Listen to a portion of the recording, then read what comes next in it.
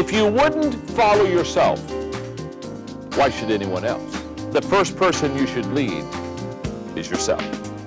Don't wait until the pressure's on to make a character choice. If you become the leader you ought to be on the inside, you will become the leader you want to be on the outside.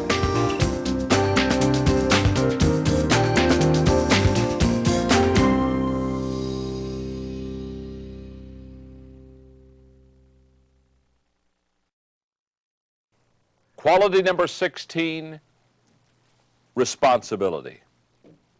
Michael Korda was exactly right when he said success on any major scale requires you or me to accept responsibility. In the final analysis, the one quality that all successful people is the ability to take on responsibility. So let me give you some characteristics of those who embrace responsibility. Number one, they work hard. In a study of self-made millionaires, Dr. Thomas Stanley of the University of Georgia found that they all have one thing in common, and that is they work hard. One millionaire was asked why he worked 12 to 14 hours a day, and he answered, "It took me 15 years working for a large organization to realize that in our society you work 8 hours a day for survival, and if you work only 8 hours a day, all you do is survive. Everything over 8 hours a day is an investment in your future. No one can do the minimum and reach his maximum potential." Isn't that a great statement? You can't do the minimum and reach your maximum potential. What I've always said is basically this: pay now and play later, or you can play now and pay later. But what I want you to understand is you and I will always pay. There is no such thing as a free lunch, and so therefore there is going to be a payment. And I have tried to follow this advice of taking responsibility. I've tried to follow the advice of working hard. And here's what I have discovered. In the beginning, when I started out, I truly don't think I was as bad as people thought. You know what I mean? When you kind of start out, did you ever kind of begin your journey and you aren't doing real good and you don't have a lot of experience and you're kind of messing up a little bit and you want to raise your hand up and say, "Folks, I just want to tell you, I'm not as bad as it seems." Huh? And when I start out from my journey, I can tell you for a fact I wasn't as bad as they thought I was. But let me tell you something. If you do your journey right, I'm in a stage where I'm compounding quite quickly now. And let me tell you something. It's a great way to keep the tension in my life. Just as I wasn't as bad as people thought I was in the beginning, I'm not as good as people think I am today. And it's just a wonderful way to look at your life. If you can stay between the two and keep the whole perspective and realize, okay, you're reaping a lot of things today. I'm reaping a lot of things today in my life that I don't deserve, but I tried to plant as much seed as I possibly could. And I'm not as good as people think I am today, but I probably wasn't as bad as people thought I was yesterday. But what you got to understand is, if you're really going to reap what you want to reap, you gotta sow, you gotta work hard, you gotta pay now and play later. That's absolutely huge. The second characteristic of people who embrace responsibility is they go the extra mile and they take the high road. Now, the extra mile deals with commitment, and the high road deals with attitude. And I have found that successful people who really take responsibility, they're not afraid of the extra mile and they're not afraid of the high road. You see, I have discovered that leaders go first in several things. And before I give you these things, anybody that has heard me teach leadership knows that I'm strong on servant leadership. I just believe that your greatness isn't how many people serve you, but how many people you serve. And so when I was working on this lecture the other day, and I thought I would put it in these notes, that there are times when leaders go first, but not in times like you think. See, I think leaders should go first in number one, taking responsibility. In other words, the first person that should own up and be responsible for something that doesn't go well is a leader. And nothing is worse than a leader trying to blame other people for his or her problems or his or her issues. So I think leaders should go first in taking responsibility. And that's what this quality that we're teaching is all about. But let me share with you some other things and some other areas I think that a leader should go first, such as leaders should go first in number two, mending relationships. When a relationship isn't good, who's responsible to begin to mend that relationship, I believe a leader should go first in this area. If you've got an issue, a relationship issue in your office or your department, things are a little bit strained with someone else, you're the first one that should go and say, hey, let's sit down and talk. I think I may be responsible for part of this problem, and let's talk it out. And if there's something I need to ask forgiveness over, I really want to do this. So I think leaders should go first in taking responsibility, mending relationships. Number 3, serving others. I just think that leaders ought to go first. Start serving. I had a person recently ask me at a leadership conference, they said, well, okay, you talk a lot about this servant leadership stuff, and I could tell they weren't really thrilled with it. They said, I got a question. How do you know? Because I serve others. I serve others. I do. I serve others, they said. How do you know if you really have a servant's heart? I said, it's very simple. It doesn't bother you to serve others.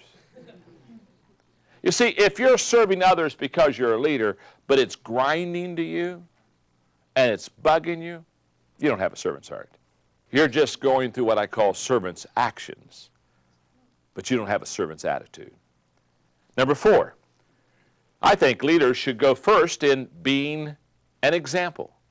If you really want to go first as a leader, I say go ahead. And one of the areas you should go first in is literally leading your team by example. People follow the leader. And number 5, I think leaders should go first in giving others the credit. I think you ought to go first in looking around and saying, I want you to know that where we are and what's happening to us and the success of this organization, this department, this company, I want you to know, I want to give you credit for. So there are 5 areas that a leader should go first in. Go at it. I mean, get right to the front of the line. Go first in taking responsibility, mending relationships, serving others, being an example, and giving other people the credit. What I've discovered is this. Overpromise and underdeliver, and the leader loses respect. If you're a leader that just overpromises but underdelivers, you very quickly lose respect with people. But if you underpromise and overdeliver, then as a leader you'll gain trust. And leaders go the extra mile, and leaders take the high road. Recently, my book, The 21 Irrefutable Laws of Leadership, passed the million-seller mark, and we had a wonderful banquet put on by Thomas Nelson, my publisher, and we were in Orlando at the Booksellers Convention, the National Booksellers Convention, and about 120 people were in the room, the publishing people, just to spend an evening having a wonderful meal together, and just an evening where there were a lot of nice things said about the book and a lot of awards passed out, etc. But finally they gave me 30 minutes to talk.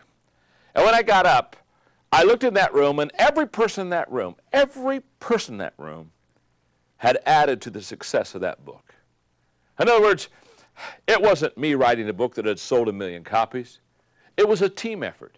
And I began to go around the room and just call them one by one, and I began to thank them. I began to thank them for what they had done for me and how they had helped me, and I began to specifically talk about the contribution they had made on that book. Boy, it was a warm evening. By the time I was done, everybody had tears in their eyes, and it was, just a kind of eating. You end up just hugging your people. And Margaret and I went back to our motel room, and she said, John, let me ask you a question. She said, what was the highlight of the evening for you? And I thought, I thought the highlight would be, the recognition or the awards. I said, by far the highlight was when I got up and was able to spend 35 minutes thanking the people on my team for literally making this book what it was. Now listen to me very carefully, because this is huge. I think in the area of responsibility and this whole process, be sure to give your team around you credit. Be sure to let them know that it's because of them that you're successful. Let's just put it this way. If you see a turtle on top of a fence post, he didn't get there by himself. Let me give you another characteristic of a leader that embraces responsibility. They are committed to excellence. I discovered that stress comes from doing less than you can. Jim Rohn, you're exactly right. Let me just talk to you about commitment to excellence for a second. The levels of the bar of expectation and excellence, from the lowest to the highest, go down to the bottom for a moment. I'm talking about setting the bar of excellence for yourself. The lowest level is I don't set it for myself. Wow, that's terrible. Maybe the next step up is no one sets it for me. And above that, someone sets it for me. But the highest is I set it for myself. Let me tell you something. When someone else sets the bar of expectation and excellence for you, you're already in trouble. Set it higher than anyone else. And number 4, they produce regardless of the situation. People that handle responsibility, they produce regardless of the situation. The ultimate quality of a responsible person is the ability to finish. In An Open Road, Richard L. Evans writes, "It is priceless to find a person who will take responsibility, who will finish and follow through to the final detail, to know when someone has accepted an assignment that it will be effectively, conscientiously completed." Here's what I know about the quality of leaders. They accept responsibility.